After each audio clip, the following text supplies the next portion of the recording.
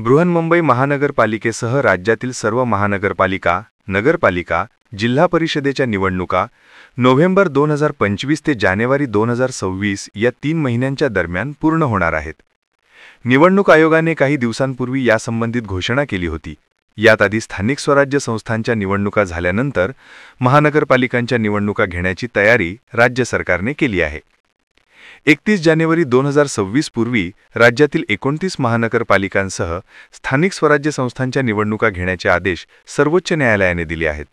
यामुळे राज्य निवडणूक आयोगाने निवडणुकांशी संबंधित प्रक्रियेला वेग दिल्याचे म्हटले जात आहे.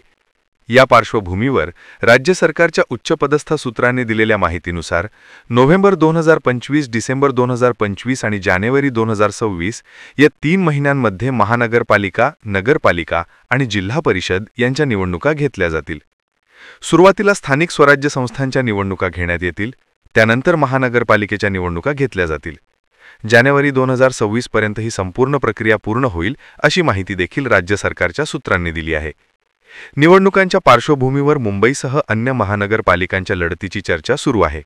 मुंबई महानगरपालिकेच्या निमित्ताने राज ठाकरे आणि उद्धव ठाकरे हे 2 ठाकरे बंधू अनेक वर्षांनी एकत्र येणार आहेत. यामुळे महानगरपालिका निवडणुकांमध्ये चुरस वाढली आहे. अनेक ठिकाणी नव्याने तयार होऊ पाहणारी स्थानिक समीकरणे देखील आहेत. महायुती आणि महाविकास आघाडी हे काही ठिकाणी युतीने तर काही ठिकाणी स्वतंत्र लढत देणार असल्याचीही चर्चा आहे. मुंबईसह कल्याण डोंबिवली महानगरपालिका महायुतीतील 3ही पक्ष एकत्र लढतील.